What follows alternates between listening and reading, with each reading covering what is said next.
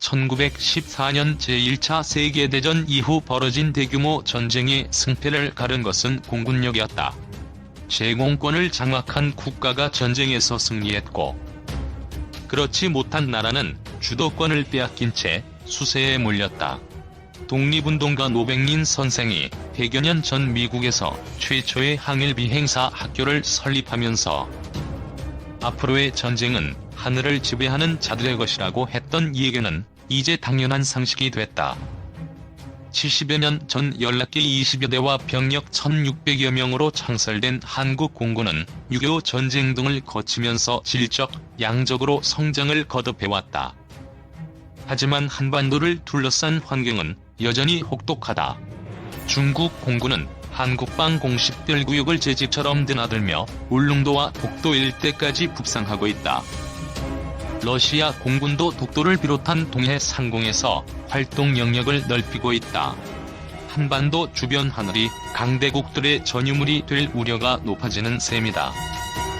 질도 양도 앞서는 주변국 공군 최근 발간된 2020 국방백서에 따르면 주변국 전투기 규모는 중국 2187대, 일본 338대, 러시아 1183대에 달한다. 일본은 자국 주변 공역 감시를 위해 2014년 4월 오키나와의 EEC 조기 경보기로 구성된 경계 항공대를 창설했다. 2015년 1월에는 현지의 F-15 전투기 비행대를 증편했다. F-35 스텔스 전투기 도입 규모를 42대에서 147대로 늘려 항공자위대와 해상자위대 경항모에 배치할 예정이다.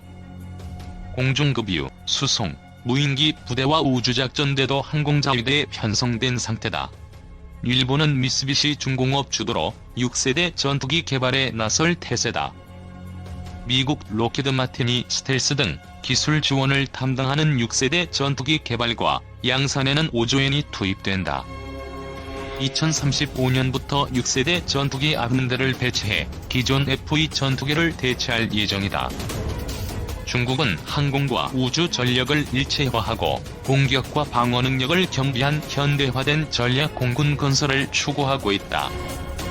러시아산 수호이 전투기를 복제하던 수준에서 벗어나 제-20 FC-31 스텔스 전투기를 개발하며 제-11 전투기 개량에 나서고 있다. 인공지능 탑재와 드론 통제 능력, 고성능 스텔스 기능, 레이저 무기 등을 갖춘 6세대 전투기도 2035년까지 개발할 예정이다.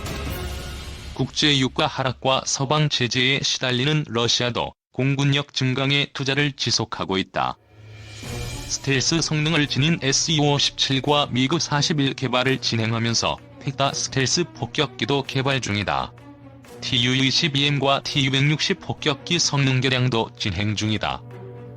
Tu-95 폭격기와 A-50 조기경보통 제기의 장거리 초계 비행도 동해 인근을 중심으로 활발히 이루어지고 있다. 이들 기종은 2019년 7월 독도 영공을 침범해 우리 공군이 경고 사격을 실시했던 기종이다. 러시아는 중국과 함께 동해 일대에서 폭격기의 연합 비행 훈련을 진행하고 있다. 이 과정에서 카디즈에 진입해 공군 전투기들이 대응 출격에 나서는 상황도 일어나는 실정이다. 공군은 410여 대의 전투기를 보유하고 있으나 북한, 중국, 러시아, 일본의 공중 위협에 맞서기에는 불충분하다는 지적이 나온다. 2020년대 중반부터 한국형 전투기로 기존 F-4, F-5를 대체하고 F-35의 40대를 운용하지만 질적 격차를 좁히기는 어렵다. 버일 벨전 주한미군 사령관은 최근 미국의 소리 방송과의 인터뷰에서 한국의 가장 두드러진 취약점은 불충분한 공중방어 자산이라며 한국의 주권과 자유에 대한 의지를 북한과 중국, 러시아에 이해시키기 위한 최선의 방안은 전쟁 발발 시 세 나라 모두를 심각하게 징벌할 수 있는 군사적 역량을 갖추는 것이라고 지적했다. 공군 비전 2050으로 위기 돌파할까? 공군도 이 같은 문제점을 인식하고 있다. 이성용 현 총장 취임 직후 공군의 미래 전력 구조 등을 종합한 공군 비전 2050을 만든 것도 이와 무관치 않다. 공군 비전 2050의 핵심은 항공 우주력 건설이다. 하늘과 우주가 물리적으로 연결되어 있으므로 공중을 넘어 우주를 기반으로 시공간의 제한을 뛰어넘겠다는 것이다. 4차 산업혁명 기술을 기반으로 공세적 작전 능력도 강화한다. 이를 위해 소수의 첨단 전력과 다수의 현재 전력을 결합한 형태로 전력구조를 설정한다. 첨단 무기로는 6세대 전투기, 스텔스 무인 전투기, 항공모함 탑재 무인기, 고고도 장기 제공 무인기 등이 거론된다. 이외에 한국형 전투기와 F-15K, F-35E 등이 추가된다. 다만 전력화에 20에서 30년이 걸릴 정도로 많은 시간이 소요된다는 점을 감안. 급변하는 최신 과학기술을 제때 적용할 수 있도록 할 방침이다. 대규모 확전을 방지하면서 인명피해를 최소화하는 소프트킬 무기 비중도 확대한다. 대표적인 무기가 탄소섬유탄과 전자기 펄스탄이다. 국방과학연구소 주관으로 개발하는 탄소섬유탄은 전도가 높은 니켈과 탄소섬유를 결합해 만든 자탄으로 상대방의 전력망을 파괴, 정전폭탄으로 불린다. 한반도 유사시 북한 내 대형 발전소 상공에서 이 폭탄을 터뜨리면 전력 공급이 차단돼 상당수의 전략시설을 무력화할 수 있다. 관련 기술을 국내에서 개발 중인 전자기 펄스탄은 항공기에서 투하돼 반경 1에서 5km 이내의 전자장비 기능을 마비시키거나 파괴하는 무기다. 2020년대 말 이후에는 실체가 드러날 전망이다. 음향증폭 무기는 현재 경찰의 시위 진압 현장에 등장하는 음향대포와 유사한 것으로 보인다. 2009년 미국 피츠버그 주요 20개국 정상회의 시위 진압 때 등장한 음향대포는 최대 500m 거리에서 150dB 안팎의 음파를 쏜다.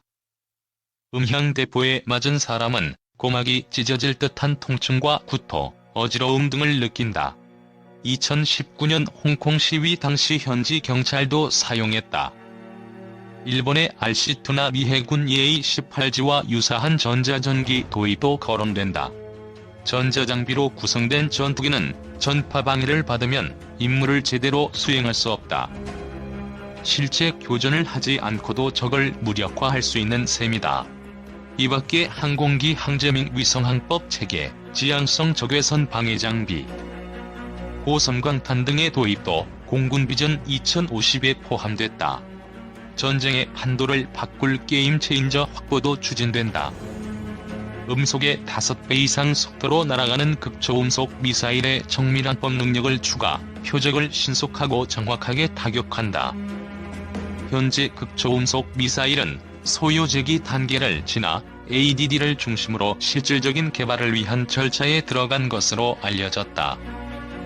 빛의 속도로 표적을 타격하는 고출력 지형성 레이저 무기 개발도 추진한다.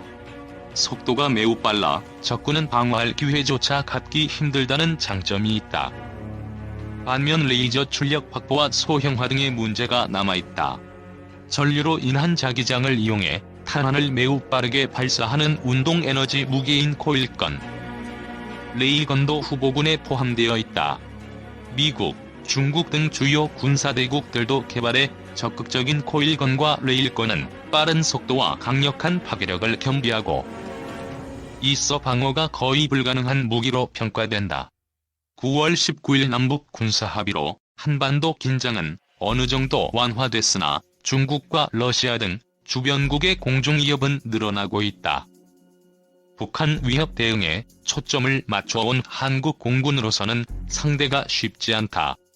공군 전력 구조와 전략, 개념 등의 전환을 서둘러야 하는 상황이다. 발성의 전환에 따른 혁신 작업이 신속하게 이루어져야 하는 이유다. 2. 지밀리터리 한국 공군 F-35E 임무는 전자전, 방공망 제압, 파괴. 북한에 비해 공군력이 월등한 한국이 5세대 스텔스 전투기 F-35M을 속속 도입하고 있다. 총 40대가 도입될 F-35A는 과연 어떤 임무를 수행할까? 미국 안보 전문 매체 더 내셔널 인터레스트는 21일 북한이 F-35A를 한 대로도 격추하길 원하다는 제목의 기사에서 F-35A는 전자전과 저방공망 제압과 파괴 임무를 수행할 것으로 추적했다. T9은 한국 공군은 100여 대의 KF-16, 약 60대의 F-15K 슬래미그를 포함해 다수의 첨단 전투기를 보유하고 있는데 이들 F-35A는 무슨 역할을 할 것이라고 물으며 이같이 분석했다. T9은 답은 센서에 있다면서 F-35의 강력한 전자광학 센서는 항공기를 겨냥하는데 쓰일 수 있다고 설명했다.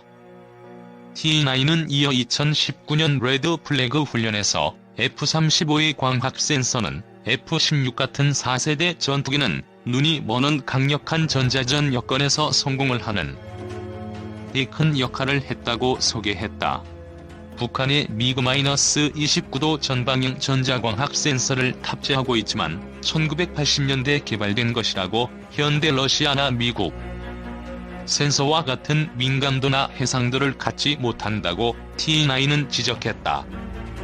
T9은 북한과 교전이 벌어질 경우 강력한 전자전, 제밍을 포함할 것이라면서 2019년 초 인도와 파키스탄의 국경 충돌 당시 양측은 공중전에서 전자전을 벌였고 특히 인도는 그해 2월 26일 공습 당시 인도 파키스탄 공군 레이더를 전파를 완전히 방해했다고 주장했다고 덧붙였다.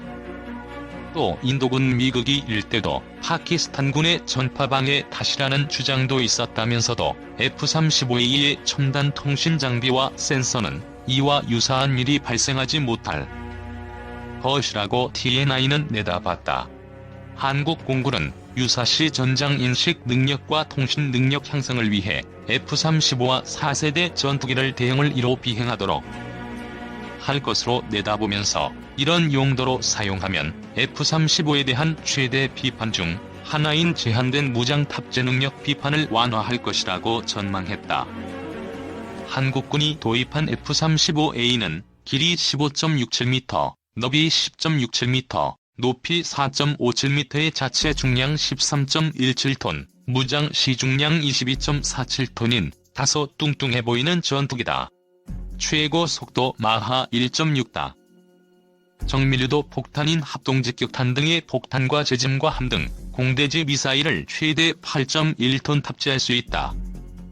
스텔스 임무를 수행할 경우에는 두 개의 내부 무장창에는 2.6톤의 폭탄과 미사일을 장착한다. 우리 공군은 F-35A의 프리덤 나이트라는 이름을 붙였으며 총 40대를 전력화할 예정이다. 이렇게 되면 한국 공군은 주력 F-15K 59대, F-16과 KF-16 등 167대, FA-50 60대 등 총 300여 대의 최신 전투기를 보유할 것으로 예상된다. KF-16은 미국제 중거리 공대공 미사일 암람으로 무장하는데 한국군은 AIM-120C와 AIM-120C7를 탑재한다고 T9은 설명했다. 북한군은 노후 전투기를 보유하고 있다. T9은 북한군 전투기 대다수는 미그-21과 중국제 J-7을 기반으로 만든 것이며 단거리 적외선 공대공 미사일을 탑재할 수 있다고 평가했다. T9은 또 북한은 좀 더 발전한 미그-23과 미그-29를 보유하고 있지만 레이더와 미사일은 한국 공군의 KF-16과 암람 조합에는 맞추지 못한다고 지적했다. 2018 국방백서에 따르면 북한 공군은 전투기 810여 대를 보유하고 있지만 가장 최신이라는 미그-29 40여 대조차 1990년대 들여와 한국 전투기에는 적수가 안 된다.